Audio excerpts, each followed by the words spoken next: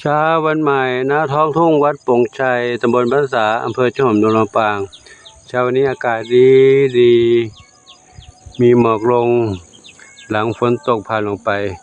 ดวงอาทิตย์กำลังขึ้นสู่ขอบฟ้าดูให้บรรยากาศสวยงามชุ่มฉ่ำชุ่มชื้นเย็นสบาย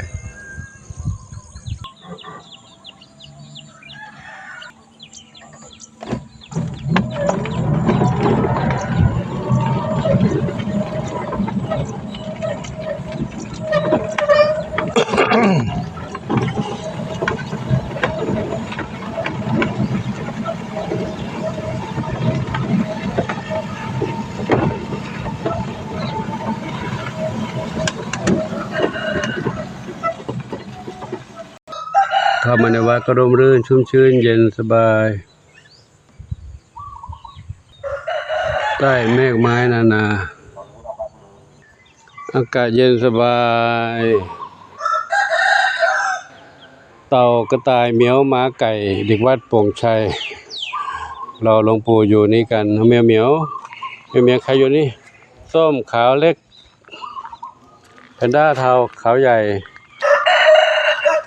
กอไก่ขันอุกเอก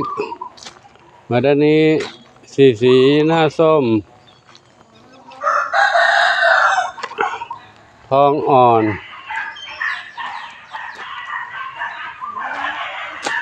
มะลิเสียงหมาน้อยหาโบเบกแล้วได้ยินเสียงหลวงปู่มานาวรัตถนนจามจุลีอันนี้แพนด้าหนวดอยู่นี่นะเหมียวชุดนี้กินอาหารก่อนหลวงปู่ออกบิณฑบาตแล้วนะ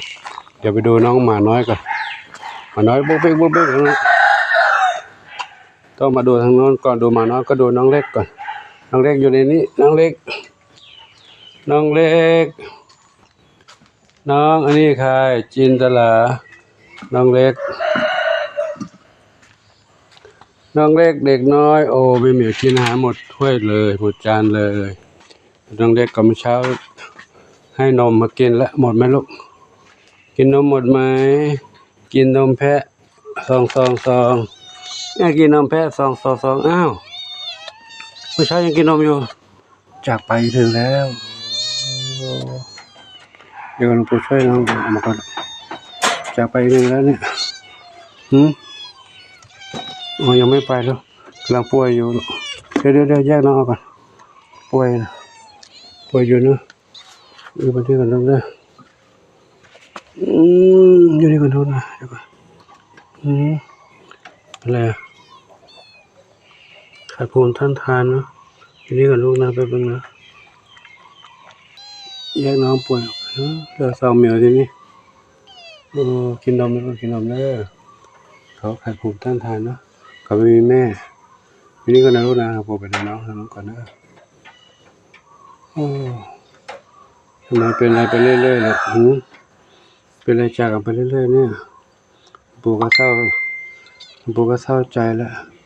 เลี้ยงหนูไม่ดีได้ไงลูกทำไงหนูอยู่รอดได้แล้วนะเมื่อเช้าก็ยังเดินกินนมได้อยู่นั่นตอนนี้สุดไปเลยหนูเป็นไรลูก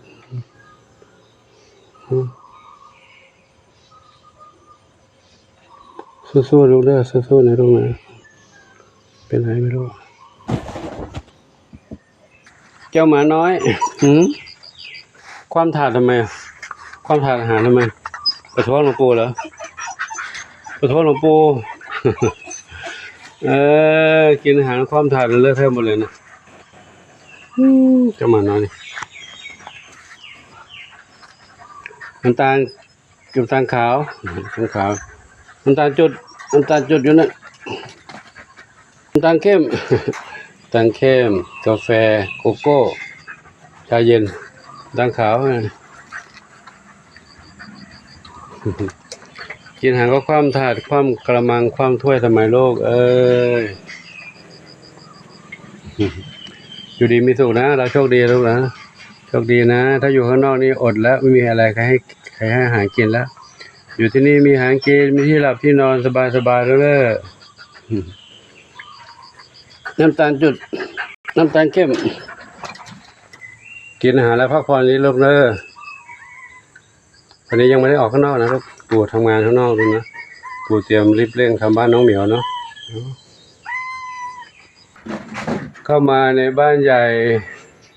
น้องเหมียวดีใจวิ่งคึกคักอะไร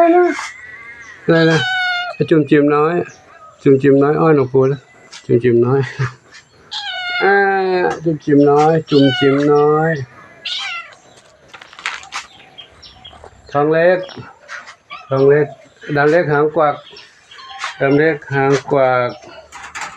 นี่ใครเข้าห้องน้ำใครเข้าห้องน้ำนี่น้ำเพชรเอาคุยเคลียร์ผิดลูกข้างล่างน้ำเพชร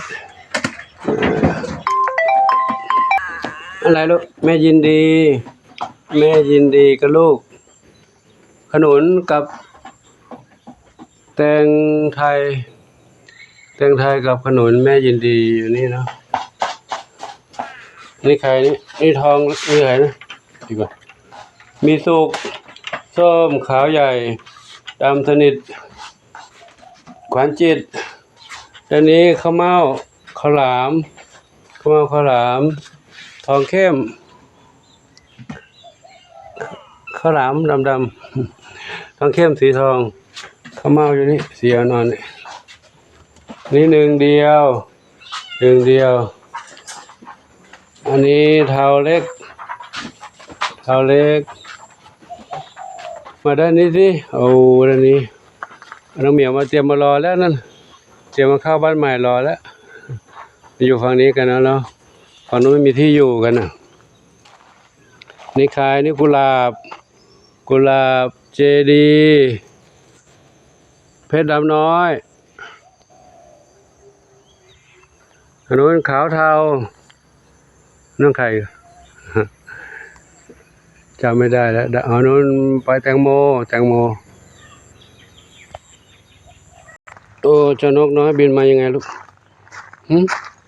เราไม่ปีกบินมาบินมาหาน้องเหมียวทำไมปู่พาไปดูที่ไหนดีที่ปลอดภัยแล้วเด้อไม่ต้องลงมาหาน้องเหมียวเราดูนะอยู่บนต้นไม้เราเด้อบนต้นไม้นะไปหาครอบครัวเด้อครอบครัวอยู่ไหนลูกรถมาหาอาหารกินอยู่นี่นะลูกเกาะนี่เดี๋ยวอย่าลงมาแล้วนะปีนอยู่บนต้นไม้สูงๆเลยเด้อไปอยู่ดีไม่สูงลูกนะรอดปลอดภัยแล้วนะบินขึ้นที่สูงๆแล้วเข้ามาหาน้องเหมียวแล้วน้องเหมียวอยู่ข้างล่างนี่เนาะไปเดี๋ยวไปเด้อใครกวนนกหนุ่มรอเหรอหนุ่มรอกับใครเนี่ยส้มขาวเล็กสีหน้าส้มเรียกชื่อผิดไปเอามาดูทางนี้อีกเรื่องกี้ดูทางไหนแล้วมาดูทางนี้ก่อนดูแม่ลูกน้อยลูกละลูกทำไมลูกน้อยอยู่ข้างล่างนั่นแม่ขึ้นมาข้างบนมากอดลูกไว้ลูกกอดลูกไว้นานแล้วนี่ใครหนุ่มดำสนิทใครดูเต่าทองน้องมีบุญที่เต่าทองน้องมีบุญอยู่นี่สบายใจเลยเนาะสบายใจเลยปลอดภัยทุกอย่างเนาะมีอาหารกินมีที่อยู่ที่ปลอดภัยแล้วเนอะมาทางบ้านนี้สิโอ้โ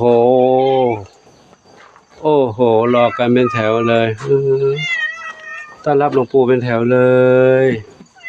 กลุ่มแน่นหนาแน่นจุ๊บมือก่อนเดี๋ยวปู่ขอถ่ายคลิปก่อนเนาะเดี๋ยวปู่ให้เอาไปเพิ่มเติมอาหารให้เนาะโอ้อยู่ดีมีสุขลูกนะอยู่ดีมีสุขอันนี้อยู่ชั้น2นู่นชั้น3อันนี้ดูชั้นล่างดิชั้น1อยู่ไหนชั้น1อยู่ตรงนี้โอ้แออัดไปไหมลูกแออัดแน่นหนาไปไหมหนาแน่นไปไหมถ้าแน่นก็ขยายได้อยู่นะขยายไปข้างหลังนั้นก็ได้ขยายข้างหลังก็ได้จะต้องต่อหลังคาเพิ่มอันนี้เดี๋ยวดูข้างนี้ก่อนเนาะต่อหลังคาเพิ่มไปได้อยู่เขาอยู่กันก็อยากให้เขามีความสุขที่สุดเลยเนาะจะได้ไม่ต้องทุกข์ทรมานไม่ต้องมาเบียดเสียดยัดเยียดเจ็บป่วยก็ได้ดูแลง่ายขึ้นถ้าอยู่แออัดแบบนี้ก็ตอนนี้ต้องอยู่แต่ตอนนี้ต้องอยู่อย่างนี้ไปก่อนเรื่อยๆ ปู่กำลังทำบ้านให้เพื่อนๆเก่าของเราที่อยู่ก่อนเนี่ยที่เขาเสียสละให้พวกเราอยู่เนี่ยเขายังไม่ได้อยู่เลยตอนนี้เขาก็ล้มป่วยจากไปเรื่อยๆแล้วเพราะเขาเปียกฝนเปียกปอนถูกน้ำค้างน้ำหมอกน้ำค้างน้ำฝนได้รับเชื้อไวรัสต่างๆมาเจ็บป่วยจากไปเรื่อยๆแล้วเขาไม่มีหลังคาไม่มีที่อบอุ่นอยู่เหมือนกับพวกเรานี่เนาะมาดูด้านนี้ต้นกล้วยทั้งสี่อยู่นี่แข็งแรงดีเนาะหนูก็ยังไม่ได้รับวัคซีนเลยเนาะ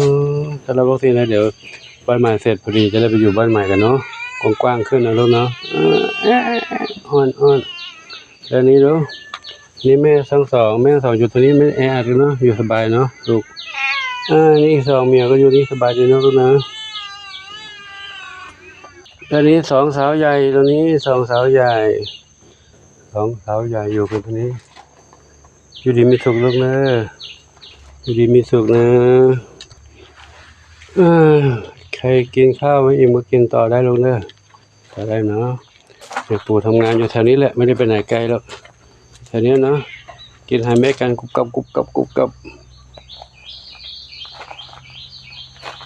วันนี้ก็ทำบ้านน้องเหมียวต่อไปดูทางนี้ที่ทางนี้ก็โรคอยู่เลยโรคกล้วยขึ้นเจริญงอกงามดีฝนตกลงมาน้องอะไรลูกน้องอะไรอยู่นี่น้องอะไรจ้ากุหลาบค่ะกุหลาบอยู่นี่นะกุหลาบนี่ใครนี่ชบาเตรียมมาอยู่บ้านใหม่หลังนี้แหละมันกำลังทำอยู่เลยได้ตั้งเสาแค่นั้นเองเนาะตั้งเสาไว้4 ต้นเดี๋ยวนี้อันนี้ก็ทำต่อนะทำตามวัสดุที่มีอยู่ก่อนเดี๋ยวไปดูทางนู้นสิปู่เดินตามหาน้องเหมียวไม่ครบเลยไม่ได้เรียกชื่อแต่หลวงปู่เดินดูไปทั่วๆก่อนเนาะไม่ได้เรียกชื่อทุกเหมียวเนาะไม่เป็นไรนะปู่ก็นึกไม่ออกเดินมาจะตามหาน้องอีกเหมียวนึงไม่เห็นไปไหนละอยู่ตรงไหนเนาะ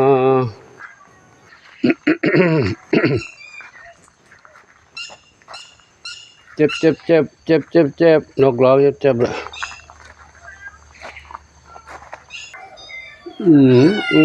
อ่อนการหลวงปู่ขอยุติไว้เท่านี้ก่อนนะคลิปนี้นะก็เดี๋ยวขอแจ้งข่าวอีกท้ายคลิปอีกนิดหนึ่งเหมือนเช่นเคยนะพบแล้วน้องที่ปู่ตามหาอยู่หรือน้องพุทธานะน้องพุทธาวันนี้ก็จากไปอีกแล้วน้องพุทธาจากไปแล้วเนาะกับชุดผลไม้ทั้ง5หมดเลยไม่เหลือสักเดียวเลยขอน้องไปดีลูกเด้อขอน้องไปดีนะไปเกิดเป็นเทวดาเป็นนางฟ้าบนสวรรค์ลูกนะขอน้องไปดีเด้อส่วนร่างอะไรวิญญาณหลวงปู่ขอนำไปเผานะลูกนะอนิจจาวัฏสังขาราอุปาทวยธรรมิโนอุปชิตวานิรุชันติเตสังวูปัสโมสุขโขนะชาตินี้เราหมดกรรมแล้วลูกนะขอหนูไปดีนะไปสู่ภพภูมิที่ดีลูกนะพวกเราทั้งหลายอยู่ที่นี่ก็ให้อยู่รอดปลอดภัยแล้วนะอาจารย์อยู่รอดปลอดภัยแข็งแรงอยู่ดีมีสุขแล้วท่านสำหรับที่เรียนปู่ขอยุติไว้ที่นี้นะขอหน่วยพรให้ทุกท่านทุกดีมีความสุขสมปรารถนาในสิ่งที่ปรารถนาทุกประการเถิดสาธุอายุวันโนสุขังพระลัง